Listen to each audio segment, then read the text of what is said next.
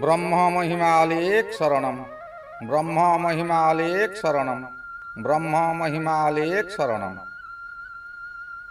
गुरु कृपा YouTube channel तरफ अगणित दर्शक मानकु हार्दिक अभिनंदन जनाई आरंभ करने को जाउछि 2026 मसीहा एप्रिल मासरे मासिक राशिफल। एही राशिफल आरंभ करने पूर्वरु आपण मानकु मोर विशेष अनुरोध, जेउ माने प्रथम करी आमर एही गुरु कृपा यूट्यूब चैनल को आसुछंती सेमाने गोटिए सब्सक्राइब करंतु और पाखरे आसुथिबा बेल आइकन को दबाई दियंतु, जहा द्वारा कि आमर जेउ समय रे वीडियो अपलोड हेबो सर्वप्रथमे आपण मानक पाखरे पहुंची पारिबो। आपण मानकु आउ एक अनुरोध, जेउ मानकर विवाह रे विलंब हेउछि, बारंबार विवाह भांगी जाउछि किंबा चाकरी करबा को चाही इंटरव्यू देई इंटरव्यू रे फेल हेउछंती, चाकरी होई पारु नाही, परिवार मध्यरे स्वामी स्त्री मध्यरे झगड़ा सबु बेले रहुछि, सेमाने सेमानंकर जन्म तारीख, जन्म समय, जन्म स्थान एही निम्न रे दिया जाउथिबा मेल आईडी रे प्रेरण करंतु। आम्भे ताहा गणना करी आपनकु सठिक उपदेश बताई देबु। आसंतु एबे जानिबा 2026 मसीहा एप्रिल मासरे कुंभ राशिर मासिक राशिफल। एही कुंभ राशि राशि चक्रर एकादश राशि सौर मंडलर 300 डिग्री ठारू 330 डिग्री मध्यरे अवस्थित।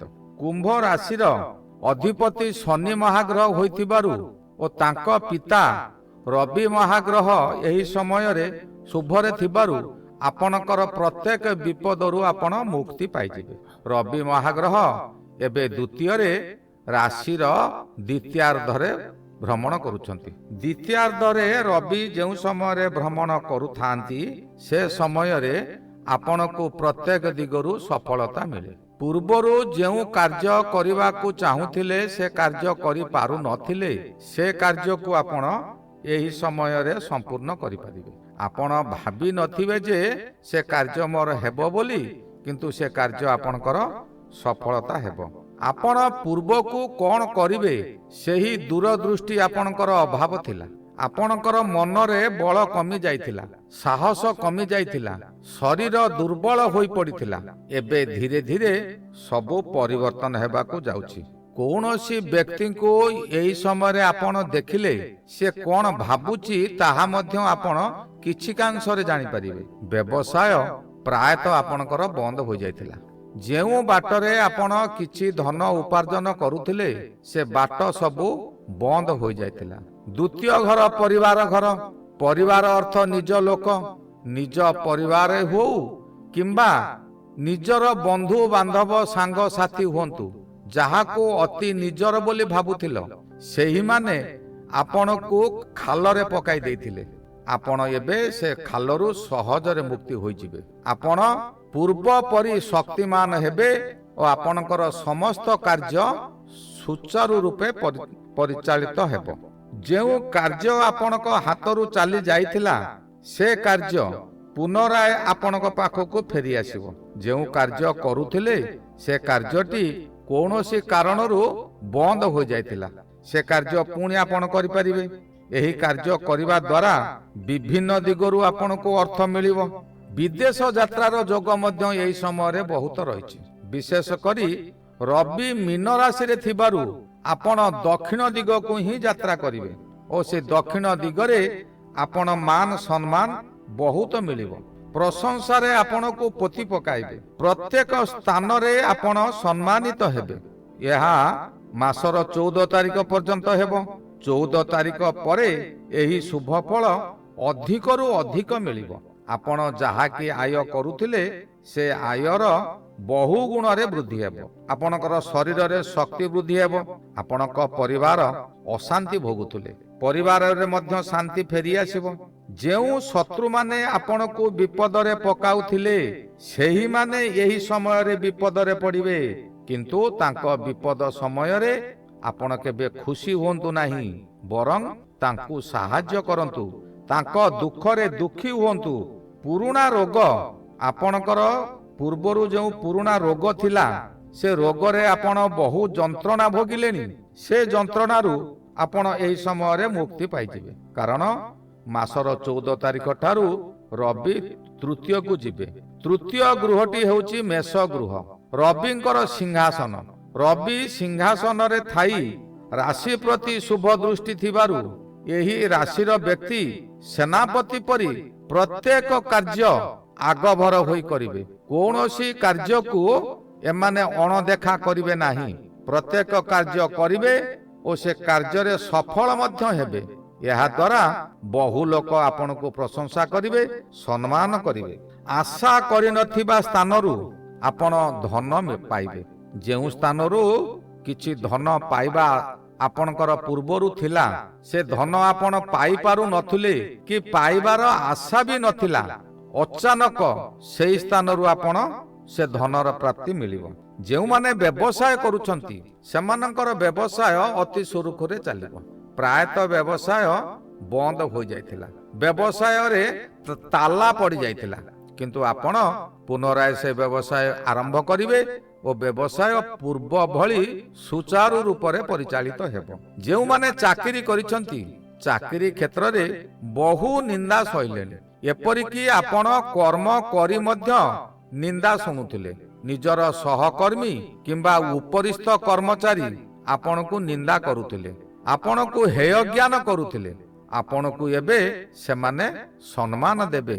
ଉପରିସ୍ଥ କର୍ମଚାରୀ ଆପଣଙ୍କ ଉପରେ ପ୍ରଶଂସିତ ହୋଇ ଆପଣଙ୍କୁ ପୁରସ୍କାର ସ୍ୱରୂପ ଆପଣଙ୍କର ବେତନ ବୃଦ୍ଧି କରିଦେଇପାରନ୍ତି, କିମ୍ବା କୌଣସି କାର୍ଯ୍ୟରେ ଯେଉଁ କାର୍ଯ୍ୟ କି କେହି କରିପାରୁ ନଥିଲେ ସେହି କାର୍ଯ୍ୟଟି ଆପଣଙ୍କୁ ଦେବେ। ଆପଣ ସେ କାର୍ଯ୍ୟଟି ସୁଚାରୁ ରୂପେ କରି ସାରିଲା ପରେ ଆପଣଙ୍କର ପ୍ରମୋଶନ ମଧ୍ୟ କରିଦେଇ ପାରନ୍ତି। ବୁଧ ମହାଗ୍ରହ, ଯିଏକି ଜ୍ଞାନର ପ୍ରତୀକ। ଆମେ ଯେଉଁ କଥାବାର୍ତ୍ତା କରୁଛନ୍ତି ସେ କଥାବାର୍ତ୍ତା କେବଳ ବୁଧ ହିଁ ଦାୟୀ। ବୁଧର ସ୍ଥାନ ହେଉଛି ଆମର କଣ୍ଠ ସ୍ଥାନ। କଣ୍ଠ ସ୍ଥାନକୁ ବାଣୀ ସ୍ଥାନ କୁହାଯାଏ, ବୁଧକୁ ମଧ୍ୟ ବାଣୀ ଗ୍ରହ ମଧ୍ୟ କୁହାଯାଏ, ସରସ୍ୱତୀ ସହିତ ସମାନ କରାଯାଏ। ରବି ଗ୍ରହ ପରି ବୁଧ ଗ୍ରହ ମଧ୍ୟ ଏହି ସମୟରେ ଶୁଭ ଫଳ ଦେବେ, କାରଣ ଏହି 14 ତାରିଖ ପର୍ଯ୍ୟନ୍ତ ରବି ଓ ବୁଧ ମୀନ ରାଶିରେ ଏକତ୍ର ରହି ବୁଧାଦିତ୍ୟ ଯୋଗ ସୃଷ୍ଟି କରୁଛନ୍ତି। ଏହି ବୁଧାଦିତ୍ୟ ଯୋଗ ନିଜ ପରିବାରରେ ସୃଷ୍ଟି କରୁଛନ୍ତି, ତେଣୁ ପରିବାରର ସମସ୍ତ ବ୍ୟକ୍ତିମାନେ ଶାନ୍ତିରେ ରହିବେ। ପୁରୁଣା ରୋଗମାନ ସେମାନଙ୍କର ହଟିଯିବ, କିମ୍ବା ପୁରୁଣା ରୋଗରେ ସେମାନେ ଆଉ କଷ୍ଟ ଭୋଗିବେ ନାହିଁ। ଧୀରେ ଧୀରେ ସେ କଷ୍ଟରୁ ସେମାନେ ମୁକ୍ତି ପାଇଯିବେ। ବୁଧାଦିତ୍ୟ ଯୋଗ ଫଳ ମାସ ଆରମ୍ଭରୁ 14 ତାରିଖ ପର୍ଯ୍ୟନ୍ତ ମିଳିବ। ଏହାପରେ ବୁଧର ଏତେ ପ୍ରଭାବ ନ ରହିଲେ ମଧ୍ୟ, କିନ୍ତୁ ଦ୍ୱିତୀୟରେ ବୁଧ ଆପଣଙ୍କୁ ଜ୍ଞାନ ଦେବ, ବିଦ୍ୟା ଦେବ, ପରିବାରରେ ଶାନ୍ତି ଆଣିବ, ବିଭିନ୍ନ ଦିଗରୁ ପ୍ରଶଂସା ଆଣିବ। ଆପଣ ହସ ଖୁସିରେ ଦିନ ଗୁଡ଼ିକ ବିତେଇବେ। ଦେବଗୁରୁ ବୃହସ୍ପତି ପଞ୍ଚମରେ ରହିଛନ୍ତି। ପଞ୍ଚମ ସ୍ଥାନ ହେଉଛି ରାଶି ଚକ୍ରର ଏକ କୋଣ ସ୍ଥାନ। ଯେତେବେଳେ ଶୁଭ ଗ୍ରହ କେନ୍ଦ୍ରରେ କିମ୍ବା କୋଣରେ ଥାନ୍ତି, ସେହି ସମୟରେ ଅନ୍ୟ ଗ୍ରହମାନେ ଶୁଭ ଫଳ ଦେଉଥାନ୍ତି। ବୃହସ୍ପତିଙ୍କର ଫଳ ସେହି ସମୟରେ ଅତି ଶୁଭ ଫଳ ହୁଏ। ବୃହସ୍ପତି ପଞ୍ଚମ ସ୍ଥାନରେ ଥିବାରୁ ପଞ୍ଚମ ସ୍ଥାନ ହେଉଛି ଜ୍ଞାନ ସ୍ଥାନ। ଆପଣଙ୍କୁ ଜଣେ ଗୋଟିଏ ପ୍ରଶ୍ନ ପଚାରିଲା, ଆପଣ ସେ ପ୍ରଶ୍ନ ତା ମୁହଁରୁ ସରିବା କ୍ଷଣି ସଙ୍ଗେ ସଙ୍ଗେ ଆପଣ ଉତ୍ତର ଦେଇଦେବେ। ଏହା ହେଉଛି ବୃହସ୍ପତି ପଞ୍ଚମରେ ରହିବାର ପ୍ରଭାବ। ବୃହସ୍ପତି ହେଉଛନ୍ତି ଦେବଗୁରୁ, ସେ ମଧ୍ୟ ଜ୍ଞାନୀ ଗ୍ରହ। ବୁଧ ଯେଉଁପରି ଜ୍ଞାନୀ ଗ୍ରହ, ବୃହସ୍ପତି ମଧ୍ୟ ଜ୍ଞାନୀ ଗ୍ରହ, ଶୁଭ ଗ୍ରହ। ପ୍ରତ୍ୟେକ ଶୁଭ କାମରେ ସେ ଆଗେଇ ନେବେ। ଯେଉଁମାନଙ୍କର ବିବାହ ହୋଇପାରୁ ନଥିଲା ସେମାନଙ୍କର ଏହି ମାସରେ ହିଁ ବିବାହ ହେବ। ଅଚାନକ କେଉଁଠାରୁ ବିବାହ ପ୍ରସ୍ତାବ ଆସି ସେମାନଙ୍କର ବିବାହ ହୋଇଯିବ। ଯେଉଁମାନେ ସନ୍ତାନ ଆଶାୟୀ, ବହୁଦିନ ଧରି ସନ୍ତାନ ସନ୍ତତି ସେମାନଙ୍କର ହେଉନଥିଲା, ସେମାନେ ଏହି ସମୟରେ ଏଇ ପଞ୍ଚମରେ ଥିବା ବୃହସ୍ପତିଙ୍କର ପୂଜା ପାଠ କଲେ ସେମାନଙ୍କର ସନ୍ତାନ ଉତ୍ପତ୍ତି ହେବାର ସମ୍ଭାବନା ଅଧିକ ଅଛି। ଶୁକ୍ର ଗ୍ରହ ଏହି ସମୟରେ ତୃତୀୟରେ ଭ୍ରମଣ କରୁଛନ୍ତି। ତୃତୀୟ ଶୁକ୍ର ନିଜର ଶକ୍ତି ସାମର୍ଥ୍ୟ ସମସ୍ତ ଆଣି ଆପଣଙ୍କ ନିକଟରେ ଠିକାଇବ। ଆପଣ ପ୍ରତ୍ୟେକ ଦିଗରେ ଆଗେଇ ଚାଲିବେ। ଶୁକ୍ର ହେଉଛି ଦୈତ୍ୟମାନଙ୍କର ମନ୍ତ୍ରୀ ଗ୍ରହ ହୋଇଥିବାରୁ ଆପଣଙ୍କୁ ବାରମ୍ବାର ସେ ସୁମନ୍ତ୍ରଣା ଦେଇ ଆପଣଙ୍କୁ ଯୁଦ୍ଧ କାର୍ଯ୍ୟରେ ଆଗେଇ ନେବ। ଯେଉଁ ଶତ୍ରୁମାନେ ପୂର୍ବରୁ ଆପଣଙ୍କ ସହିତ ଶତ୍ରୁତା କରୁଥିଲେ ସେହି ଶତ୍ରୁମାନେ ଆପଣଙ୍କୁ ଦେଖି ଭୟରେ ଲୁକାୟିତ ରହିବେ। ଆପଣଙ୍କର ସମସ୍ତ ଦିଗରୁ ଶୁଭ ହେବ। ତୃତୀୟ ଘର ହେଉଛି ଭାଇ ଭଉଣୀଙ୍କର ଘର। ଆପଣଙ୍କର ଭାଇ ଓ ଭଉଣୀମାନେ ଆପଣଙ୍କ ସହିତ କାନ୍ଧକୁ କାନ୍ଧ ମିଶାଇ ଚଲିବେ। ଆପଣଙ୍କର ପ୍ରତ୍ୟେକ ଦିଗରୁ ଶୁଭ ଫଳ ମିଳିବ। ଏହି ସମୟରେ ପରିବାରରେ ଆପଣଙ୍କର ଶାନ୍ତି ରହିବ। ପରିବାରରେ ବିଭିନ୍ନ ନୂତନ ଖାଦ୍ୟ ତିଆରି କରି ଖାଇବେ। ପରିବାରକୁ ନୂତନ ବନ୍ଧୁ ଆସିବେ କିମ୍ବା ଏହି ସମୟରେ ନୂତନ ବନ୍ଧୁ ସୃଷ୍ଟି ହୋଇପାରନ୍ତି। ପୁତ୍ର କନ୍ୟାଙ୍କର ବିବାହ ମଧ୍ୟ ଏହି ସମୟରେ ହୋଇପାରେ। ଆପଣ ବ୍ୟତିବ୍ୟସ୍ତ ନ ହୋଇ ପରମ ବ୍ରହ୍ମଙ୍କ ଧ୍ୟାନରେ ରୁହନ୍ତୁ। ପରମ ବ୍ରହ୍ମ ଆପଣଙ୍କୁ ପ୍ରତ୍ୟେକ କାର୍ଯ୍ୟରେ ସଫଳତା ଆଣିଦେବ। ଆପଣ ନିଜେ ଭାବନ୍ତୁ ନାହିଁ ଯେ ମୁଁ ଏହା କରିଦେଉଛି। ପରମ ବ୍ରହ୍ମଙ୍କର ନିର୍ଦ୍ଦେଶ ନହେଲେ ଗଛର ପତ୍ରଟିଏ ବି ହଲିବାର ଶକ୍ତି ନାହିଁ। ତାଙ୍କରି ଦ୍ୱାରା ଗଛର ପତ୍ରଟି ବି ହଲେ। ମଙ୍ଗଳ ମହାଗ୍ରହ ଏହି ସମୟରେ ଦ୍ୱିତୀୟରେ ଅଛନ୍ତି।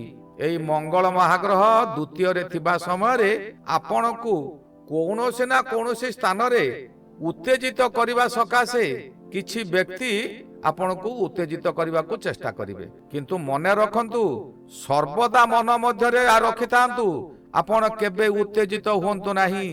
ଉତ୍ତେଜିତ ହେଲେ ଆପଣଙ୍କର ବ୍ଲଡ ପ୍ରେସର ବାହାରିପାରେ। ଉତ୍ତେଜିତ ହେବା ଦ୍ୱାରା ମନରେ କ୍ରୋଧ ଆସିବ। କ୍ରୋଧ ହେଲେ ଆପଣ ହିତାହିତ ଜ୍ଞାନ ଭୁଲିଯିବେ। ନିଜେ କଣ କରିବେ ତାହା ହିଁ ନିଜେ ବୁଝିପାରିବେ ନାହିଁ। ଆପଣ କେବେ ହେଲେ କ୍ରୋଧାନ୍ୱିତ ହୁଅନ୍ତୁ ନାହିଁ। ଏହି କ୍ରୋଧାନ୍ୱିତ ଆପଣଙ୍କୁ ବହୁ ବିପଦରେ ପକାଇଦେବ। ଅନ୍ୟ ଗ୍ରହର ଶୁଭ ଫଳକୁ ଆପଣଙ୍କର କ୍ରୋଧ ଅଗ୍ନି ସବୁ ଜାଳି ପୋଡ଼ି ଭସ୍ମ କରିଦେବ। ଆପଣ କେବେ ହେଲେ କ୍ରୋଧିତ ହୁଅନ୍ତୁ ନାହିଁ। ସର୍ବଦା ପ୍ରଭୁ ପରମ ବ୍ରହ୍ମଙ୍କ ପାଦରେ ଶରଣ ଯାଆନ୍ତୁ। ରଖିଲେ ରଖିବେ, ମାରିଲେ ମାରିବେ। ଭଲ ହେଲେ ତାଙ୍କର, ମନ୍ଦ ହେଲେ ତାଙ୍କର। ଆପଣ କୌଣସି ଜିନିଷ ପ୍ରତି ଲୋଭ ରଖନ୍ତୁ ନାହିଁ କିମ୍ବା ଆଶା ବି ରଖନ୍ତୁ ନାହିଁ। ସବୁ ତାଙ୍କରି ଉପରେ ଛାଡ଼ି ଦିଅନ୍ତୁ। ଏହି ଗଲା 2026 ମସିହା ଏପ୍ରିଲ ମାସରେ କୁମ୍ଭ ରାଶିର ମାସିକ ରାଶିଫଳ। ଶ୍ରୀ ଗୁରୁ ବ୍ରହ୍ମ ମହିମା ଅଲେଖ ଶରଣ। ଶ୍ରୀ ଗୁରୁ ବ୍ରହ୍ମ ମହିମା ଅଲେଖ ଶରଣ। ଶ୍ରୀ ଗୁରୁ ବ୍ରହ୍ମ ମହିମା ଅଲେଖ ଶରଣ ଶରଣ ଶରଣ।